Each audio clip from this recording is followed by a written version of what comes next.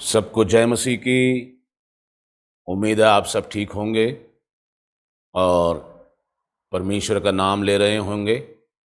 आइए हम आज की इबादत को शुरू करें और हम सब अपना ध्यान इबादत की तरफ लगाएं। आइए दुआ मांगें। सर्वशक्तिमान दयालु पिता परमेश्वर, हम निहायत ही दिल से शुक्रगुजार हैं प्रभु, आज के दिन के लिए हमारे जीवन में जोड़ा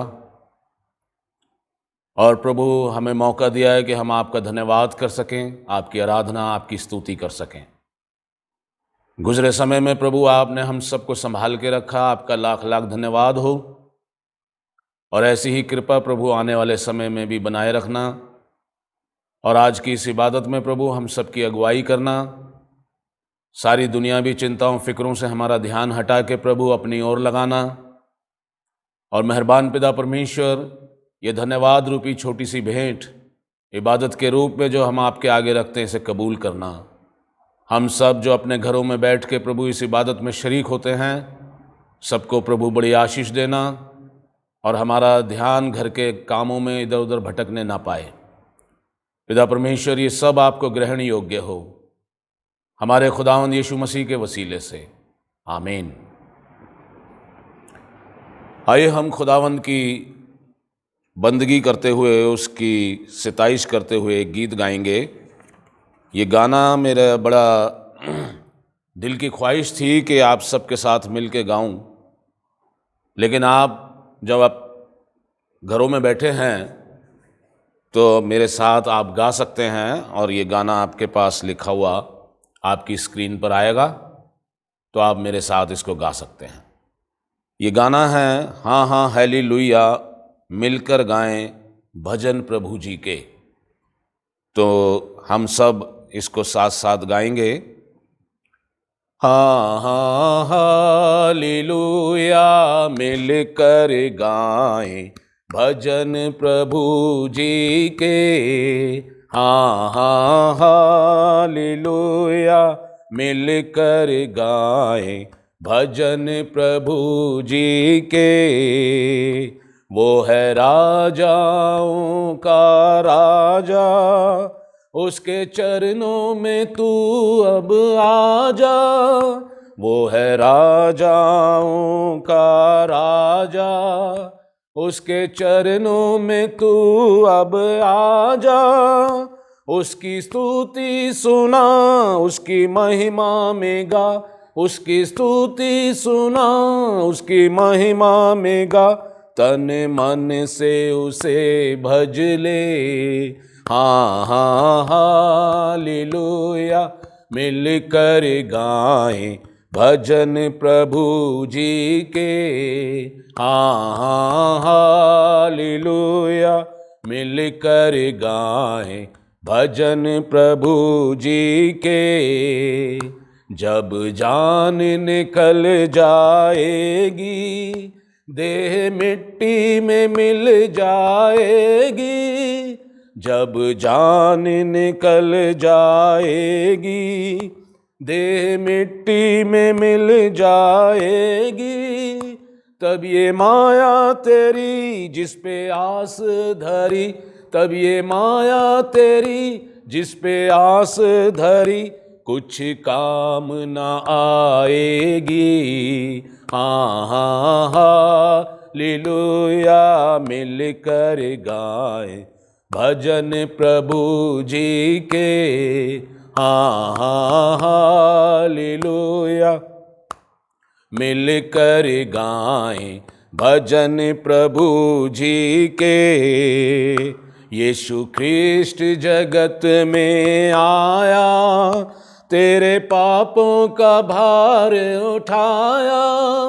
यीशु ख्रिस्ट जगत में आया, तेरे पापों का भार उठाया।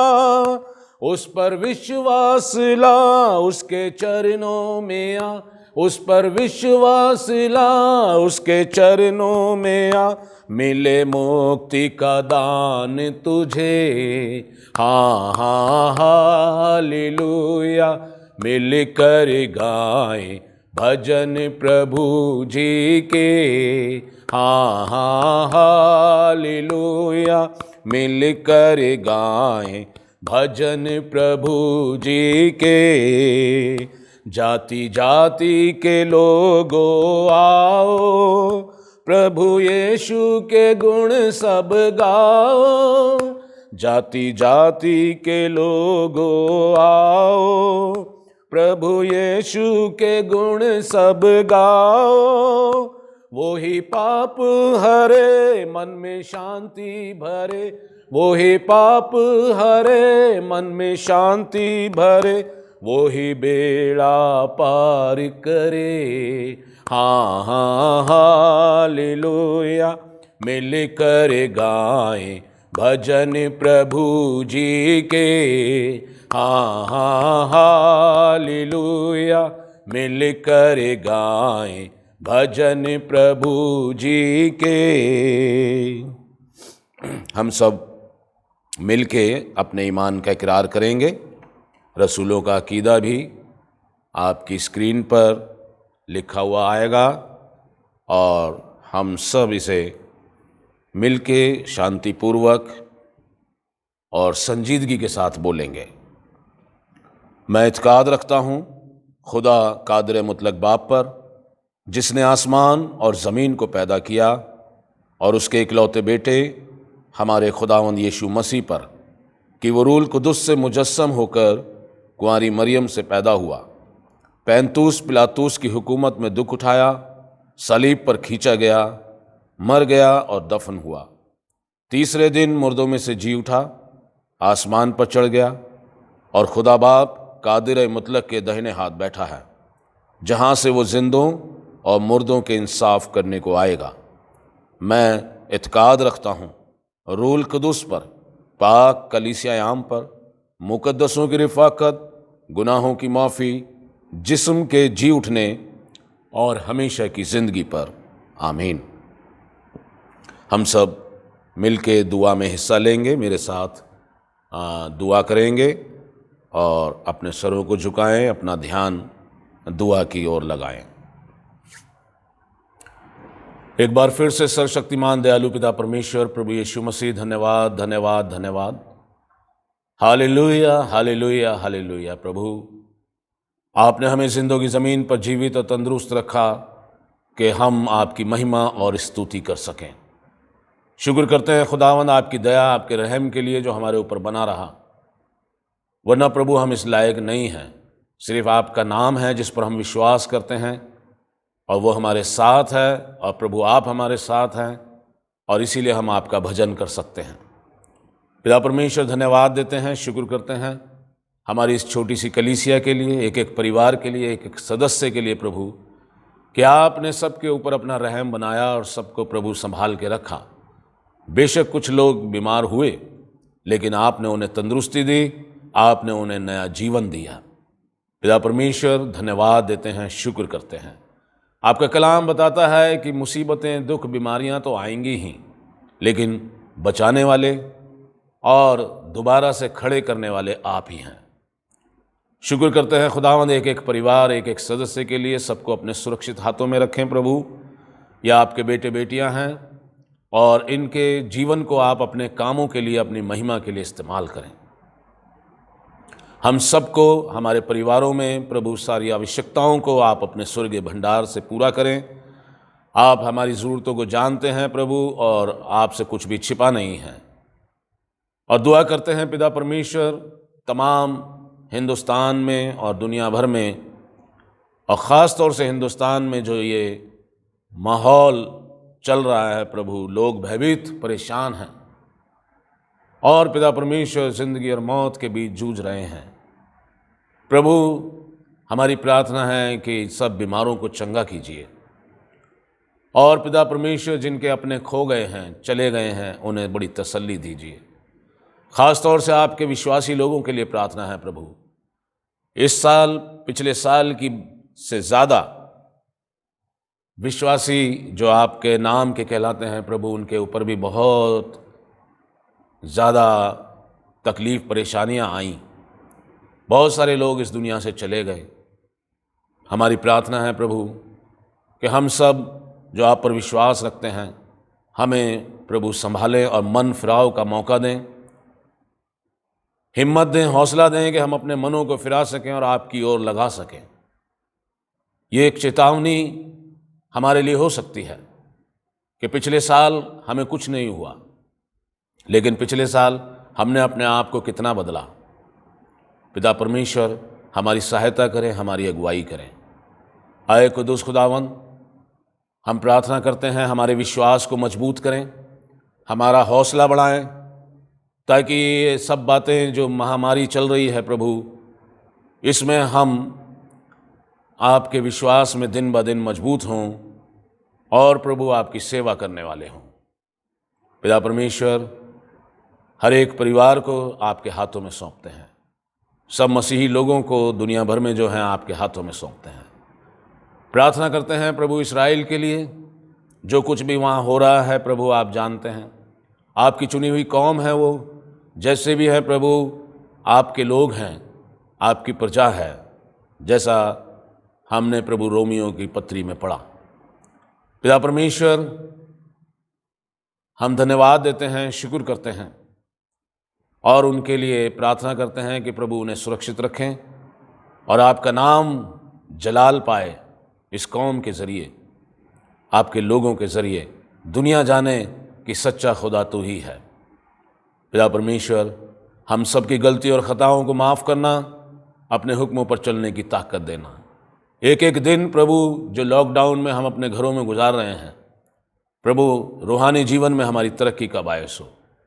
हम प्रभु आपके कलाम को ज़्यादा से ज़्यादा पढ़ें, समझें, क्योंकि पिता परमेश्वर आपका कलाम बताता है कि मैं उनसे खुश हूँ जो मुझे जानते और समझते हैं। प्रभु, हम आपको जानें और समझें और आपके साथ बने रहें। प्रभु, हमारे साथ होना, हमारी अगुवाई करना। बाकी प्रभु, आप सब हमारी ज़रूरतों को पूरा करते आए हैं और आने वाले समय में भी हमारा विश्वास है कि आप हमारी हर आवश्यकता को पूरा करेंगे, हर दुख, बीमारी, परेशानी से बचाएंगे। प्रभु, आपकी महिमा हो।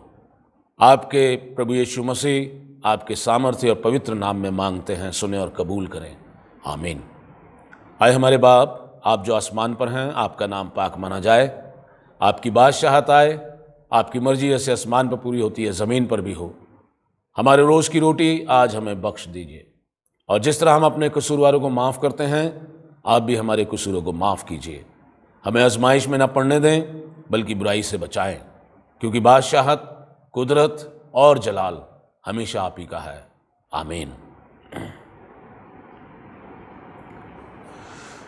खुदावंद के कलाम में से हम सुनेंगे, मेरे साथ निकालें। मैंने पिछले इतवार आपको मेडिटेशन के लिए, पारिवारिक मेडिटेशन के लिए ये दिया था। मुझे नहीं मालूम कि आपने कितना इस पे ध्यान किया, कितना नहीं किया, कितनों ने किया, कितनों ने नहीं किया, लेकिन मैं चाहूँगा कि एक बार फिर हम इस पर ध्यान दें। लूका 21, लूका उसका 21वां अध्याय,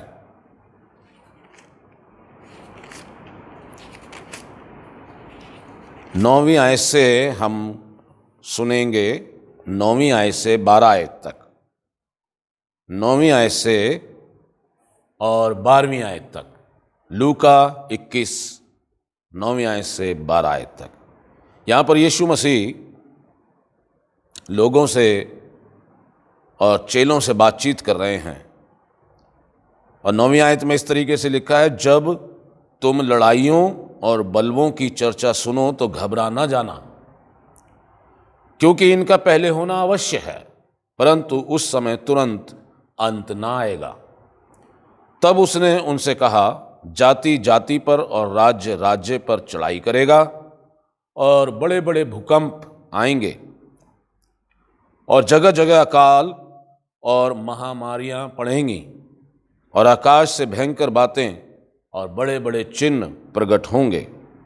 परंतु इन सब बातों से पहले वे मेरे नाम के कारण तुम्हें पकड़ेंगे और सताएंगे और पंचायतों में सौंपेंगे और बंदी गृह में डलवाएंगे और राजाओं और हाकिमों के सामने ले जाएंगे, पर ये तुम्हारे लिए गवाही देने का अवसर होगा। पर ये तुम्हारे लिए गवाही देने का अवसर होगा। कलाम के पढ़े और सुने जाने पर परमेश्वर अपनी आशीष दे। आइए हम थोड़े देर के लिए इस पर कलाम पर ध्यान देंगे। प्रार्थना करें। मेरे मुंह के बोल और हमारे दिलों के विचार आपके हुजूर पसंद आवें। आए खुदावन हमारी चट्टान और हमारे फिदिया देने वाले, आमीन।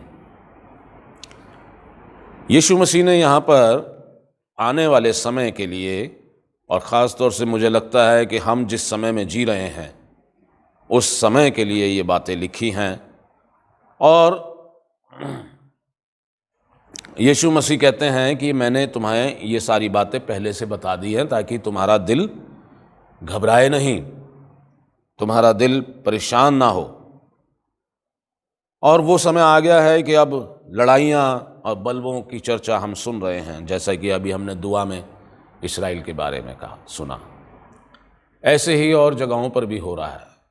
लेकिन मैं चाहता हूं कि हम इस समय में, जिसके बारे में पहले से ही हमें बताया गया है, शांतिपूर्वक अपने दुआ प्रार्थना में और अपने ईमान को मजबूत करने में और अपने आप को इन बातों के लिए जो होने वाली हैं, जो हो रही हैं, तैयार करें। इनमें एक बड़ी बात है महामारी। यहाँ लिखा है 11वीं आयत में, बड़े बड़े भूकंप होंगे, जगह जगह अकाल और महामारियाँ पड़ेंगी। और हम इस महामारी के दौर में गुजर रहे हैं और हालात ऐसे हो गए हैं कि खबरें सुन के पढ़ के दिल घबराता है। लेकिन कलाम कहता है तुम व्याकुल मत हो। यूहन्ना 14 में लिखा है, तुम्हारा मन व्याकुल ना हो, तुम परमेश्वर पर विश्वास रखते हो, मुझ पर भी विश्वास रखो। यूहन्ना 14:1 में यीशु मसीह ने कहा है तुम्हारा मन व्याकुल ना हो, परेशान ना हो। ये सब बातें होंगी, लेकिन परमेश्वर हमारे साथ है, इसलिए हम व्याकुल ना हो। दुआ प्रार्थना करें, जीवन में रूहानी तरक्की करें, विश्वास में मजबूत हों और प्रभु के काम में सदा लगे रहें और किसी बात की चिंता ना करें। यहाँ लिखा है कि परमेश्वर पर विश्वास रखते हो, मुझ पर भी विश्वास रखो। यूहन्ना 7वां अध्याय 38वीं आयत, यूहन्ना 7:38। यहां लिखा है जो मुझ पर विश्वास करेगा, यूहन्ना 7:38, जो मुझ पर विश्वास करेगा, जैसा पवित्र शास्त्र में आया है, उसके हृदय में से जीवन के जल की नदियां बह निकलेंगी। जीवन के जल की नदियां बह निकलेंगी जो मुझ पर विश्वास करेगा। इसीलिए यीशु मसीह ने कहा परमेश्वर पर विश्वास रखते हो, मुझ पर भी विश्वास रखो, तुम्हारा मन व्याकुल परेशान ना हो। जैसा हम जानते हैं कि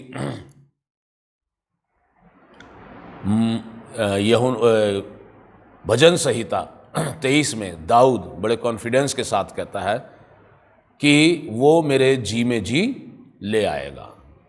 यानी मेरा जी अगर व्याकुल होगा, परेशान होगा, तो खुदा मेरे जी में जी ले आएगा, मुझे शांति देगा, मुझे तसल्ली देगा। और उसी में ही दाऊद बड़े विश्वास के साथ कहता है, चाहे मैं मौत की वादियों में से होकर गुजरूं तो भी मैं हानि से ना डरूंगा, क्योंकि तू मेरे साथ है। इसलिए मेरे अजीज़ों, परमेश्वर हमारे साथ है, हम उस पर विश्वास रखें और प्रभु का नाम जपते रहें, उसका नाम धन्यवाद के साथ हम लेते रहें, क्योंकि ये महामारियाँ, ये दुख तकलीफ़ें, लड़ाइयाँ, ये तो होनी ही हैं। ये परमेश्वर ने कहा है तो परमेश्वर की हर कही हुई बात पूरी होनी ही है। हम इससे भाग नहीं सकते, ये होना ही है। लेकिन हम अपने आप को अपने ईमान से बचा सकते हैं, रूहानी जीवन बचा सकते हैं। अब इन परेशानियों में हम विश्वास में कमज़ोर हो गए, विश्वास हमारा ख़त्म हो गया तो हम रूहानी जीवन से भी गए। इसलिए ये बातें होनी हैं। जैसा हम पढ़ते हैं यूहन्ना 19 में निकालें, यूहन्ना 19, ये यीशु मसीह के क्रूस पे चढ़ाए जाने का समय जिक्र है यहाँ पर। और यीशु मसीह यहाँ पर 2 बार एक ही चीज़ यीशु मसीह के बारे में यहाँ लिखी हुई है। अगर हम देखें 28वीं आयत तो यहाँ लिखा है, यूहन्ना 19:28वीं आयत, इसके बाद यीशु ने ये जानकर कि अब सब कुछ पूरा हो चुका, इसलिए कि पवित्र शास्त्र में जो कहा गया वो पूरा हो, कहा मैं प्यासा हूँ। वो प्यासे नहीं थे, लेकिन पवित्र शास्त्र में लिखा हुआ है, इसलिए उस बात को पूरा करने के लिए उन्होंने कहा मैं प्यासा हूँ। क्योंकि बाइबल में भजन संहिता में लिखा है कि उन्होंने मुझे इंद्रियास पिलाया। तो यहाँ लिखा है जब उस यीशु मसीह ने कहा मैं प्यासा हूँ तो उन्होंने उसे सिरका पिलाया, ताकि पवित्र शास्त्र में लिखी हुई एक एक बात पूरी हो। परमेश्वर अपनी बात को पूरा करता है। और ऐसे ही आगे हम देखें 36वीं आयत, यहाँ पे भी लिखा हुआ है इसी अध्याय में 36वीं आयत में, ये बातें इसलिए हुई कि पवित्र शास्त्र में जो कहा गया वो पूरा हो, उसकी कोई हड्डी तोड़ी ना जाएगी। और यीशु मसीह की हड्डी तोड़ी नहीं गई, बाकी दोनों जो उसके साथ थे उनकी टांगें तोड़ी गईं, लेकिन यीशु मसीह के भाला मारा गया चेक करने के लिए, और देखा कि वो मर गया है तो उसकी हड्डी नहीं तोड़ी गई और उसको वैसे ही उतारा गया, क्योंकि पवित्र शास्त्र में लिखा है कि वो तेरी हड्डी हड्डी की रक्षा करेगा। इसलिए मेरे अजीजों, पवित्र शास्त्र की बात पूरा होना जरूरी है, क्योंकि ये पवित्र शास्त्र खुदा का है, ये खुदा की आवाज़ है, खुदा की बातें हैं जो खुदा ने कही हैं, और इनका पूरा होना अवश्य है। ऐसे ही यहाँ जो लड़ाइयाँ और जो अंतिम समय के क्लेश और संकट के बारे में लिखा है, ये होना ही है। हम दुआ कर लें कि प्रभु इससे ये ख़त्म हो जाए, ये वो हो जाए, तो यहाँ तो लिखा है ये तो होंगी, महामारियाँ पड़ेंगी, अकाल होगा, भूकंप होंगे बड़े बड़े, आकाश से भयंकर बातें और बड़े बड़े चिन्ह प्रकट होंगे, परंतु इन सब बातों से पहले वे मेरे नाम के कारण तुम्हें सताएंगे, पकड़ाएंगे, ये भी होगा। इसलिए मेरे अजीज़ों, हमें अपने ईमान में मजबूत रहना है, क्योंकि परमेश्वर की बात ऐसा हो नहीं सकता कि बिना पूरा हुए टल जाए। हम देखें मत्ती 5वां अध्याय, मत्ती 5वां अध्याय 17 और 18 आयत, मत्ती 5, 17 और 18 आयत। यहाँ लिखा है, यीशु मसीह यहाँ पर भी जो प्रवचन दे रहे हैं पहाड़ी उपदेश, उसमें वो कहते हैं सब लोगों से ये ना समझो कि मैं व्यवस्था या भविष्यवक्ताओं की पुस्तकों को लोप करने आया हूँ। मैं व्यवस्था या भविष्यवक्ताओं की पुस्तकों को लोप करने नहीं आया, और बल्कि उनको पूरा करने आया हूँ। लोप करने नहीं, परंतु पूरा करने आया हूँ, क्योंकि मैं तुमसे सच कहता हूँ कि जब तक आकाश और पृथ्वी टल ना जाएं, तब तक व्यवस्था से एक मात्रा या एक बिंदु भी बिना पूरा हुए नहीं टलेगा। एक एक बात जो लिखी गई है वो पूरी होनी है। और यीशु मसीह ने इसीलिए, अभी हमने यूहन्ना 17-19 में पढ़ा, पवित्र शास्त्र की बात पूरी हो इसलिए उन्होंने कहा मैं प्यासा हूँ। पवित्र शास्त्र की बात पूरी हो इसलिए उसकी हड्डी नहीं तोड़ी गई। सब बातें उन्होंने पूरी करनी है। ये परमेश्वर की योजना है। परमेश्वर का हम देखें तो परमेश्वर ने अपने पूरा शुरू से और आखिर तक का जो दुनिया का वो है, वो सारा उसके दिमाग में, उसके नक्शे में है। और इसीलिए बाइबल में लिखा है कि जब समय आया तब यीशु मसीह ने कहा चलो यरूशलेम चलें, क्योंकि मुझे वहाँ पकड़वाया जाएगा, सताया जाएगा, मारा जाएगा, और फिर तीसरे दिन मैं जी उठूँगा। ये सब परमेश्वर की पहले की योजनाएं। और अगर हम देखें मत्ती 16, मत्ती 16 मेरे साथ साथ जल्दी जल्दी निकालें। मत्ती 16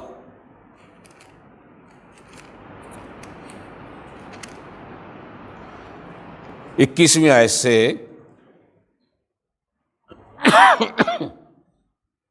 यहां लिखा है, अपनी मृत्यु के विषय यीशु की भविष्यवाणी, अपनी मृत्यु के विषय यीशु की भविष्यवाणी कि मेरे साथ अब क्या होने वाला है। उस समय से यीशु अपने चेलों को बताने लगा, अवश्य है कि मैं यरूशलेम को जाऊं और पुरनियों और प्रधान याजकों और शास्त्रियों के हाथ से बहुत दुख उठाऊं और मार डाला जाऊं और तीसरे दिन जी उठूं। इस पर पतरस उसे अलग ले जाकर झिड़कने लगा, हे प्रभु, परमेश्वर ना करे, तेरे साथ ऐसा कभी ना होगा।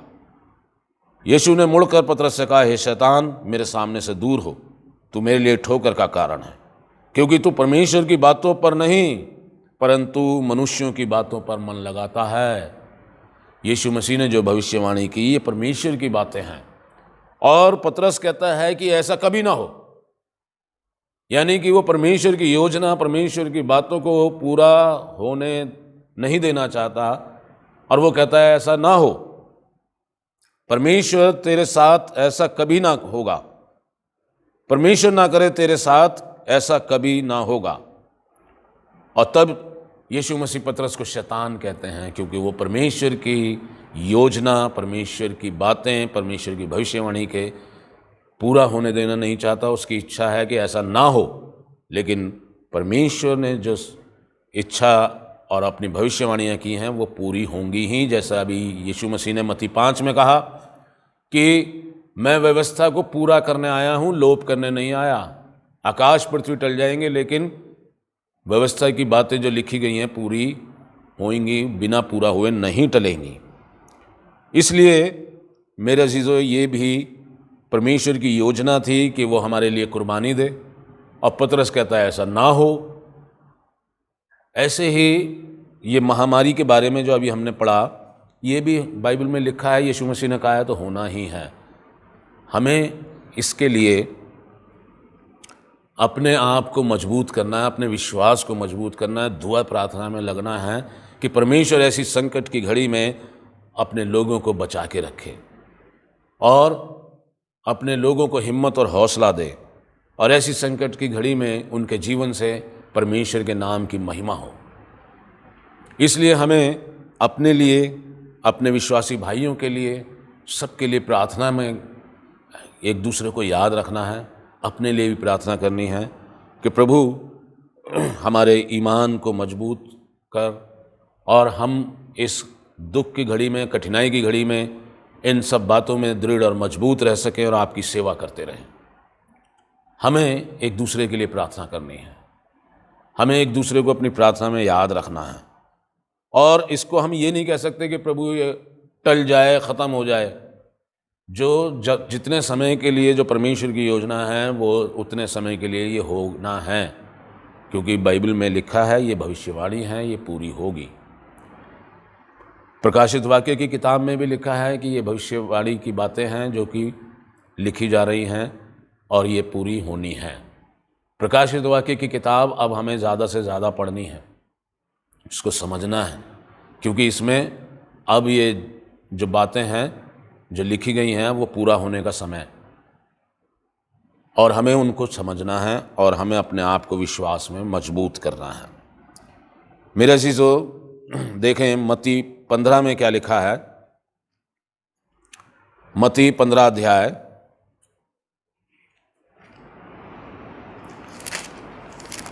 8वीं और 9वीं आयत। मत्ती 15 अध्याय 8वीं और 9वीं आयत।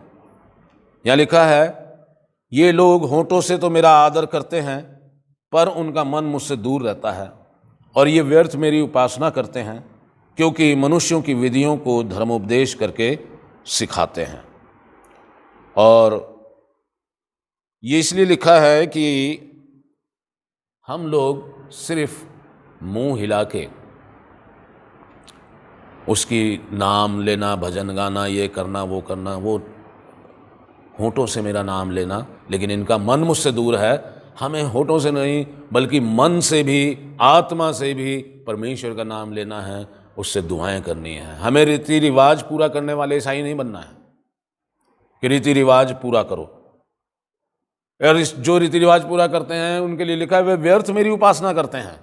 व्यर्थ, उनका दिल तो है नहीं, लेकिन करना है क्योंकि रीति रिवाज है। हमें ऐसे ईसाई नहीं बनना है, हमें ऐसे क्रिश्चियन नहीं बनना है, हमें ईमान वाले क्रिश्चियन बनना है। और इन दिनों में हमें ईमान को अपने बढ़ाना है, क्योंकि बाइबल में मत्ती 7:21 में भी लिखा है, मत्ती 7 और उसकी 21वीं आयत, कि हे प्रभु कहने वाले सब परमेश्वर के राज्य में दाखिल ना होंगे, केवल वही जो परमेश्वर की, मेरे स्वर्गीय पिता की इच्छा पर चलता है।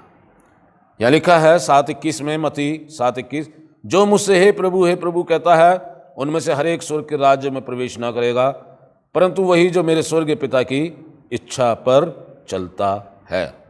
और आगे लिखा है, उस दिन बहुत से लोग मुझसे कहेंगे, हे प्रभु क्या हमने तेरे नाम से भविष्यवाणी नहीं की, और तेरे नाम से दुष्ट आत्माओं को नहीं निकाला, और तेरे नाम से बहुत से आश्चर्य कर्म नहीं किए?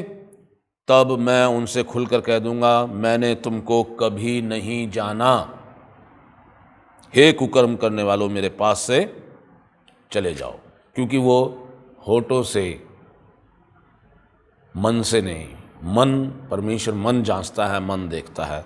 इसलिए हमें मन से प्रभु की बातों को और उसकी बातों को मानना है, मन से प्रभु का नाम लेना है, दिखावे के लिए नहीं करना है। इसलिए जबकि ये समय ऐसा दौर है जिसमें हमारा मन व्याकुल और परेशान हो जाता है दुनिया के हालात देख के, हिंदुस्तान के हालात देख के, परमेश्वर का कलाम कहता है तुम्हारा मन व्याकुल ना हो, विश्वास रखो। तुम्हारा मन व्याकुल ना हो, विश्वास रखो। और एक और बात है जो मैंने और आपने इस अंतिम समय में जो हम जी रहे हैं, जो मेरे और आपके लिए बहुत ज़रूरी है, जो मैंने और आपने करना है, वो है मन फिराओ। प्रकाशित वाक्य की किताब 22वां अध्याय,